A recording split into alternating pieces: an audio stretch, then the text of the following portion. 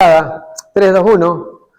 Hoy es día jueves 29 de mayo del año 2000, siglo después de Cristo. Bien, vamos a ingresar al estudio de lo que es el aparato digestivo, porque el aparato es el conjunto del sistema. Y digo aparato porque está integrado por el sistema digestivo, los órganos anexos y los órganos accesorios. Ya haremos un cuadrito más adelantico, un cuadrito resumen o un mapita de llaves para dejar bien establecido esto, a pesar de que los libros dicen tal o cual cosa, ¿no? Y ya vamos a entrar en ese conocimiento. Ahorita vamos a ver, ahí le pone la pausa, vamos a ver, y solamente va a poner play, o sea, rec, cuando yo ponga pausa acá y le vaya haciendo las señalizaciones de tal o cual tema para ir corrigiendo ciertos datos que no es dentro de un vídeo, no es correcto. En todo vídeo hay que analizarlo, no todo lo que se escucha en un vídeo cualquiera, de cualquier tema, tiene todos los datos precisos. Puede ser que sí, pero en este caso hay algunas puntualizaciones que tengo que hacer, sobre todo con valores, datos que no corresponden a la realidad. Por eso, presten atención para que después, señorita, donoso, sepa qué responder. Porque ahí vienen las fallas, ¿no? Y ya ha sucedido con otro grupo de morfólogos que estamos hablando sobre estos temas. Y después, sobre esos mismos valores, le pregunto y ponen cualquier cosa, menos el valor que se ha dicho y se ha corregido y rectificado en clase. ¿Capisci? ¿Sí o no? ¿Se lavaron las manos?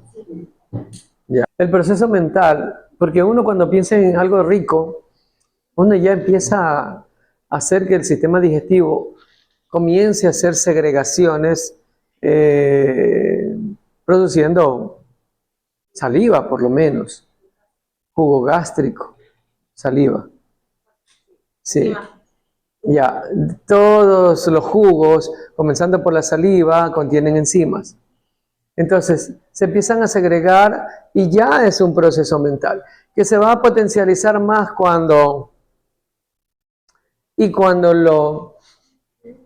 porque nosotros, la nariz nos dice que estamos oliendo, ¿verdad? Ya, entonces, allí ya cuando ya vemos eso rico y lo olemos, entonces se complementa ese estímulo digestivo que se va a concretar cuando lo llevemos hacia adentro. Y esa es una alimentación satisfactoria, ¿no? Pues la visión de Mire que medio litro es suficiente. ¿Cuánto es medio litro? 500 mililitros de saliva en 24 horas. Será en la comida, en el almuerzo, pero 500 mililitros es muy poquito. ¿Por qué? Razones ahí, licenciada Parra. Parra es usted, ¿no? No, Paredes. Razones. ¿Por qué? ¿Por qué 500 mililitros en 24 horas continuas es insuficiente o sería insuficiente? Porque si nuestro cuerpo ya funciona con mucho porcentaje de agua, no produce o al no tener es poco. Hola. Vamos, levántese, no se acurruque ahí. No se acurruque, levántese eso. Posición de estudiante. Posición de estudiante. ¿Razones? No, nada, no razones. Porque, como usted dice, o sea, que incluso antes de empezar la comida se generan que son secreciones de saliva, que se necesita para desayuno, almuerzo y merienda de lo que es lo alimenticio. Entonces, por cada comida se forma el alimenticio y se da la saliva. Ya, bien, bueno. Ahí está más mejor el asunto, ¿verdad? Mira, nosotros tenemos que estar segregando siempre saliva.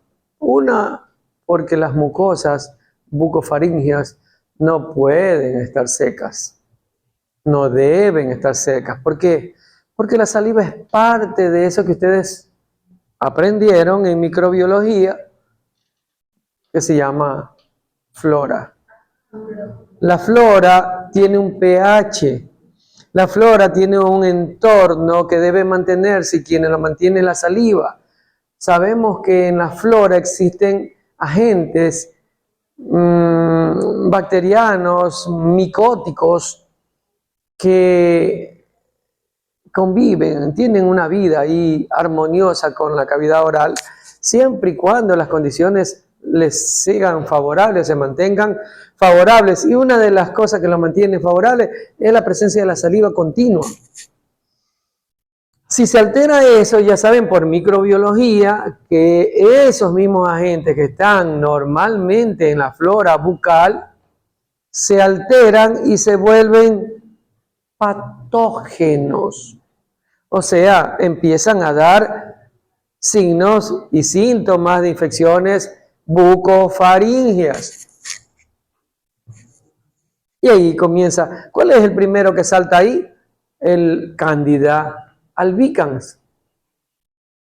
Me imagino que estoy hablando con estudiantes que ya saben eso, ¿verdad? Sí. Sí.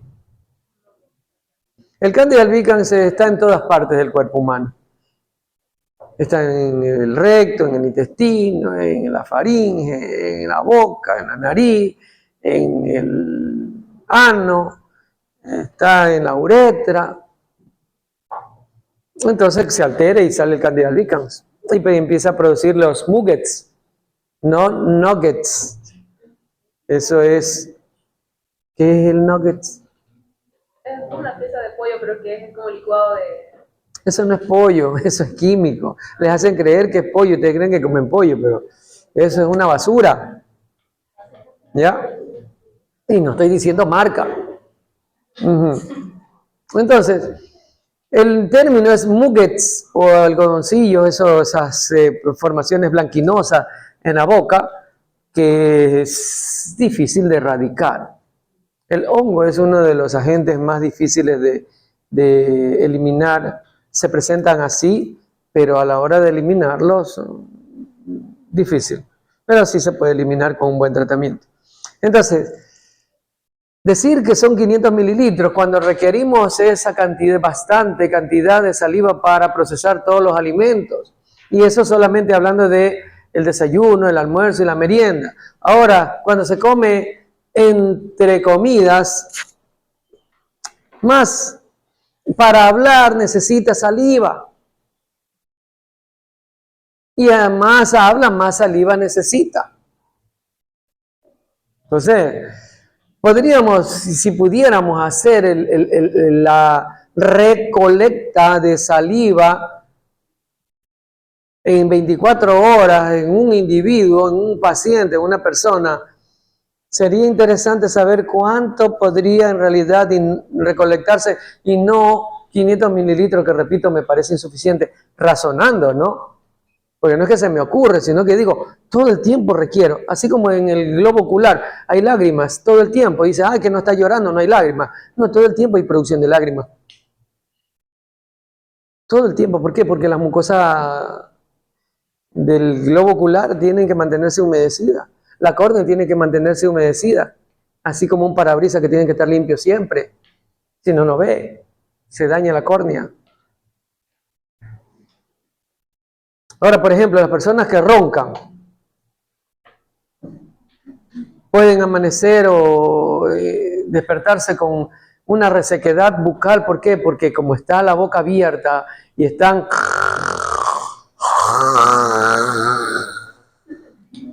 Cualquier parecido es pura coincidencia. Entonces, a lo mejor en ese momento, y eso sin contar los que en cambio no roncan, pero babean y mojan todita la almohada así. Y esa almohada apesta de tan... ¿Qué pasa? No me diga que le da... ¿En serio? ¿Y qué hacer? No. No, hay enfermero asquiento. Ojo al pío. Oh, no. ¿Usted es asquienta? ¿Y cómo que va a ser enfermera usted, oiga? Piénselo, todavía está a tiempo. Todavía está a tiempo. No puede ser asquiento, nadie puede ser asquiento. Todos Nos toca ver una melena. eso de 500 mililitros en 24 horas. No, no es correcto. Tenemos que...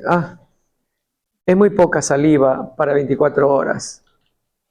Un individuo puede segregar promedio entre 1000 y 1200 mililitros, como mínimo. Para todo el proceso en 24 horas, lo repito, en 24 horas. Entonces, vamos a ir corrigiendo ciertos datos. al día. En la bocota. Y las glándulas salivales que están debajo de la lengua son comprimidas por los músculos suprayoides, por los músculos de la base de la lengua, comprimen esas glándulas y sale proyectado y le cae en el pelo al que está delante. Entonces, imagínense, ese chorrito ya lleva por lo menos, si no es medio centímetro, 1 centímetro de saliva. En una bostezada, pero de esas bien pepas, ¿no? Que parecen rinocerontes, hipopótamos. Por eso, si va a bostezar, por favor, póngase la manita en su boca para que la saliva quede aquí y no le caiga al compañero de adelante.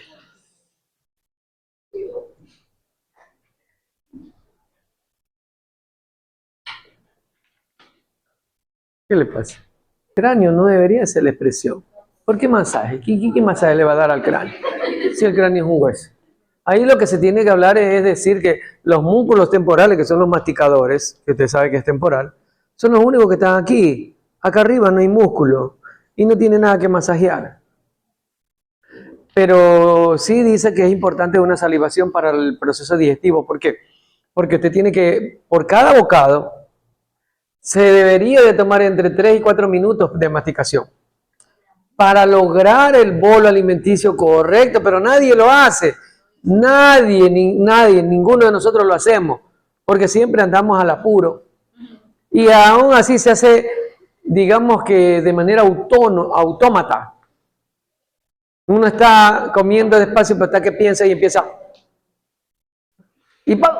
Se fue para adentro. Bueno, ya después de unas 12 horas.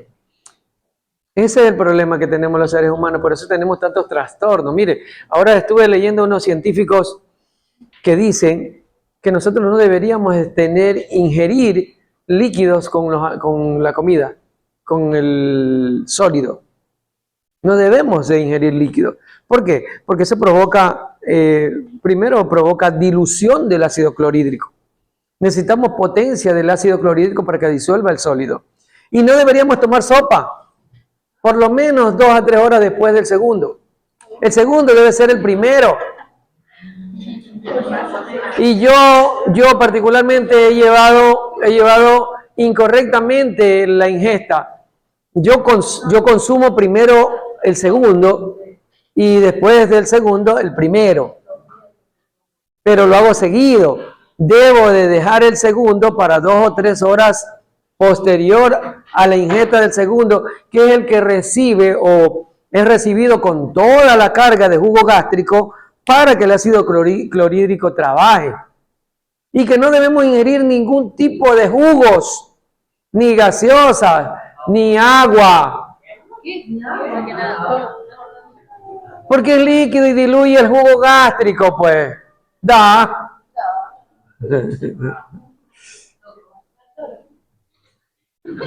Pero deje de la afrentosería. Gracias.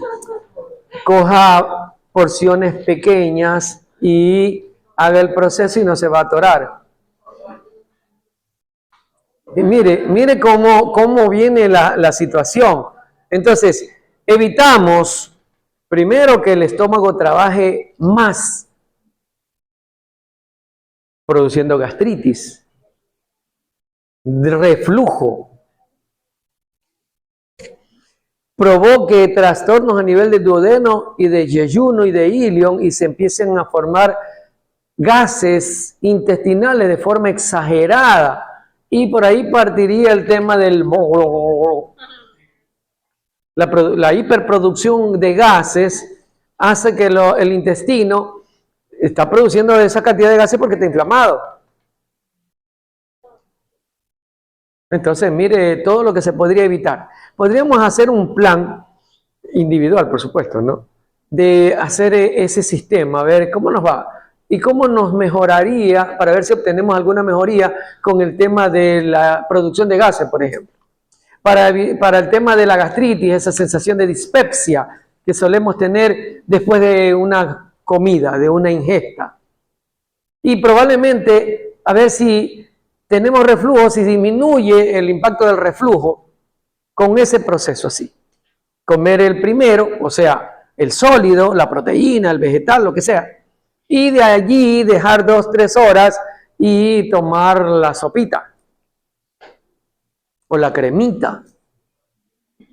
Y después de eso, si quiere tomar alguna bebida, yo preferiría, y voy a modificar eso en mi ingesta, tomar té caliente. El té caliente en vez de tomar cosas heladas. Goodbye, se fue. ¿Por qué? A ver, señor Flor, ¿usted qué razona?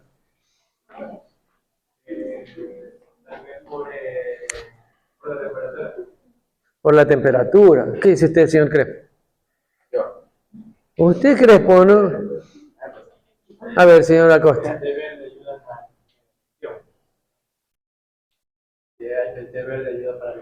No, esa no fue mi pregunta. ¿Por qué debemos tomar té caliente o bebida caliente en vez de frías o heladas o con hielo? Una comida caliente, o sea, Es sencillo. La temperatura, el choque de temperaturas de la comida caliente o al medio ambiente con bebidas frías hacen que las grasas no se absorban correctamente, no se digieran correctamente y se solidifican y después se empiezan a adherir en las paredes del intestino. No le dejo pensar. No, esa no era la reparar. ¿Está oyendo lo que dice? Una cubierta de piel llamada epiglotis. ¿Y la epiglotis es piel? Entonces, para que se cuente que no todo lo que se escucha es cierto. Hay que corregir. El epiglotis es un cartílago que forma parte de la laringe, que es un cartílago par. Cierra nuestra tráquea. No cierra la tráquea. ¿Qué cierra? Las vías respiratorias, para que no ingrese lo del glúteo. ¿Qué cierra? La laringe. La laringe, no la tráquea. No puede cerrar la tráquea si no está en contacto con la tráquea. Un recorrido típico esófago abajo tarda Aproximadamente 5 segundos. El paso del bolo a la faringe produce relajación. Aunque yo creo que sería, bueno, dependiendo del grosor del bolo, que demore en descender de 3 a 5 segundos. Debería darse rango, no se puede decir 5. Y si hay 3 o si hay 6, guarda el celular. Ya la vi, ya la caché. Tiene que ser generalmente por rango, ¿no? De 3 a 5 segundos puede demorar dependiendo del grosor del bolo. Si es un bolo pequeño, en menos de 3 está en el estómago, porque eso es de manera secuencial. Del esfínter superior e inicio de ondas peristálticas primarias y secundarias en el cuerpo del esófago. El tránsito esofágico es ayudado por la fuerza de la gravedad. Cuando el bolo digestivo llega al esfínter esofágico inferior, se produce la relajación de este, por lo que permite su paso al estómago para que posteriormente el esfínter recupere su tono, evitando el reflujo gastroesofágico. Eso viene relacionado con la clasificación de los músculos por su forma, ¿se acuerdan? Viene relacionado con la forma esfinteriana. Recuerde que hablamos de esfínteres en Morfo 1.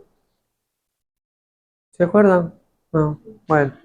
Ahí recordamos que esfínter es una estructura muscular circular que siempre está contraído y que se encarga de permitir o restringir el paso de la sustancia de acuerdo a lo que necesita el organismo.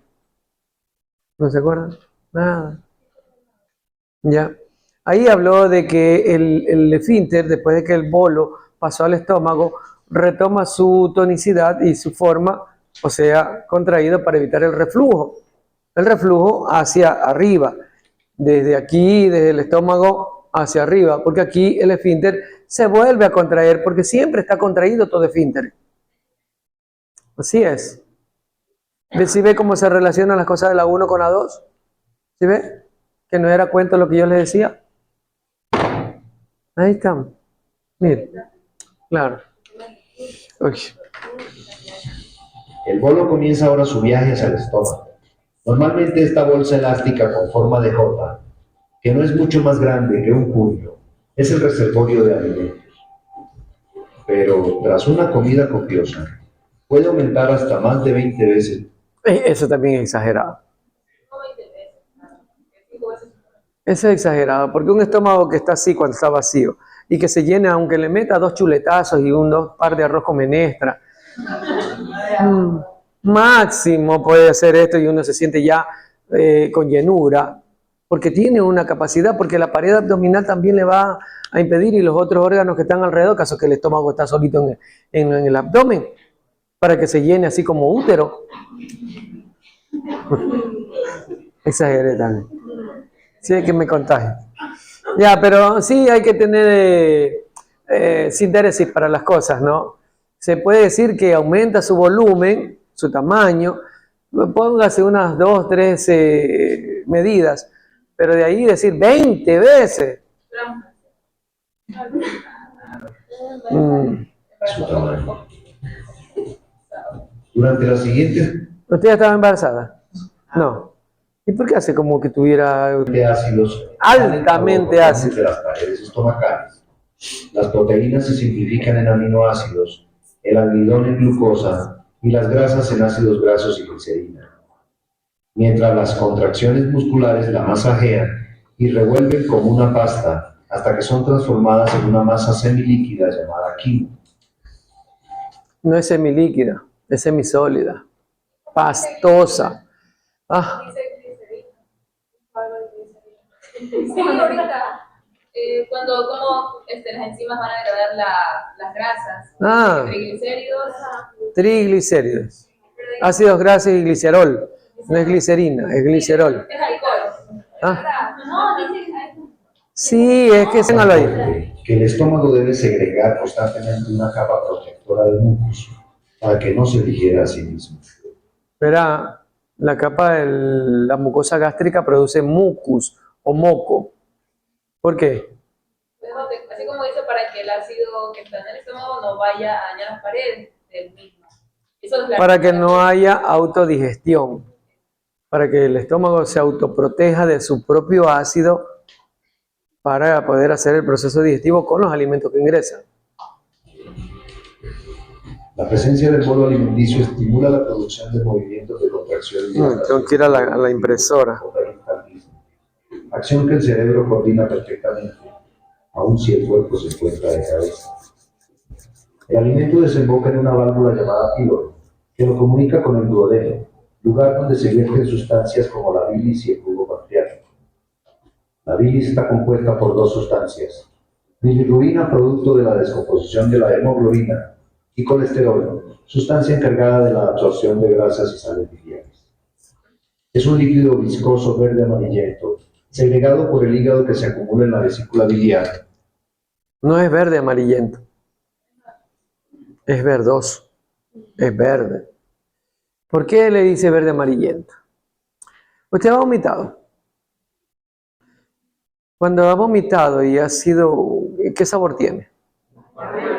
Amargo. ¿Y qué color es? Verde amarillento.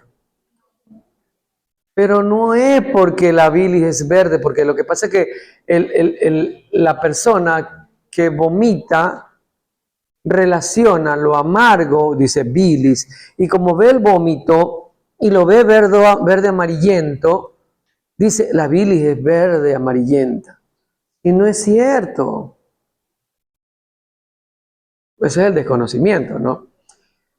Si nosotros analizamos este vómito amargo y verde amarillento, vemos que ahí confluyen 2 líquidos que salen expulsados desde el duodeno al estómago, porque si es amargo, viene desde acá. Es un vómito duodenogástrico. No es un vómito gástrico solamente, es duodenogástrico. Y entonces aquí ya el quimo que entró desde el estómago se ha mezclado con bilis y con jugo pancreático que es amarillento. Y allí en ese vómito verde amarillento viene jugo pancreático también. Pero como el sabor amargo lo relaciona con el color verde amarillento, dicen que la bilis es verde amarillenta. Entonces, un profesional no debe decir verde amarillento a la bilis. Es verde, solo la bilis es verde.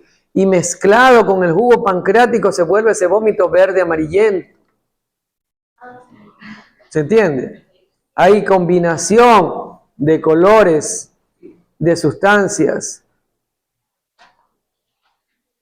Durante el periodo de tiempo que dura la digestión y en presencia del bolo alimenticio, es vertida sobre este a consecuencia de las contracciones de la vesícula. Si vieron que la bilis bajaba del hígado y entraba por efecto pasivo a la vesícula para almacenarse. De allí, cuando entra el quimo acá, entonces la bilis se empieza a contraer con peristalsis, porque recuerden que todo órgano con cavidades tiene en su pared músculo liso.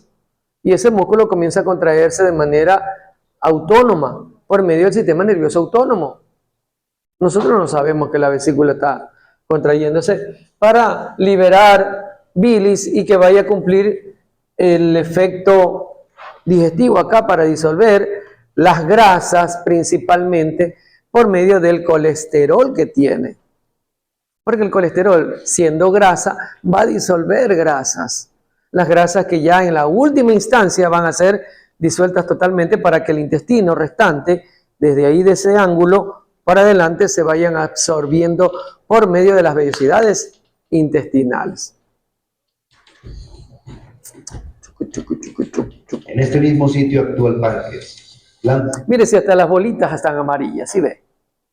El páncreas está amarillo. ¿Por qué? Porque esa es la relación que se debe hacer.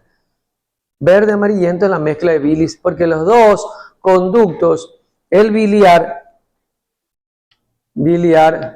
que debe bajar acá, y el pancreático confluyen en la misma estructura. Y ahí, cuando entra el quimo por aquí, vierte, se abre el esfínter aquí y sale jugo biliar y jugo pancreático. Y así es como funciona el sistema digestivo. Glándula mixta con secreciones externas o digestivas y productora del jugo pancreático. ¿Qué pasó? No, estaba buscando algo. Enzimas digestivas como la tripsina y la quimiotripsina, que se secretan de forma inactiva desde el páncreas al duodeno, lugar donde se activan y realizan la digestión. La función interna productora de insulina, vertida directamente al torrente sanguíneo, es la encargada de regular la cantidad de glucosa existente en la sangre. El duodeno transporta el quimo gástrico hacia el intestino delgado. Durante unas 5 horas, los bloques de comida son empujados, toqueteados y rociados con jugos digestivos hasta que se obliga a sus elementos vitales a atravesar las paredes intestinales hacia el torrente sanguíneo. Desde aquí, la mayoría de nuestros nutrientes irán directamente hasta el hígado, el órgano interno más grande del cuerpo. El hígado, gracias a los efectos de la bilis, descompone las grasas y vuelve a empaquetar y distribuir los nutrientes a nuestras células para su crecimiento y su energía. Cuando dice a nuestra célula, no es que va el hígado, lo envía directamente a la célula, ¿no? Sabe que tiene que pasar por dónde. El hígado le entrega todo eso procesado a la vena cava inferior y esa va a entrar a la aurícula derecha y de ahí se va a distribuir. Va a ir dando la vuelta hasta llegar a la aorta y la aorta va a distribuirla a todos los tejidos. Ahí sí, todo ese circuito tiene que dar todos los nutrientes o lo que haya procesado el hígado. Generalmente deberían ser nutrientes, pero ya sabemos que el hígado procesa todo porque el ser humano ingiere no solo nutrientes, sino basura, tóxicos. No solo nutrientes. ¿Ya? A la larga, nuestros cuerpos tratan de equilibrar la entrada de energía. Esa era la fiscal, la ex fiscal. No. A veces entra más de la que sale. Y el resultado, Mire eso, vea, mire. así es como se ve la grasa por dentro. Y por fuera. Mire. ¿Qué le pasa? Porque estamos hablando de esto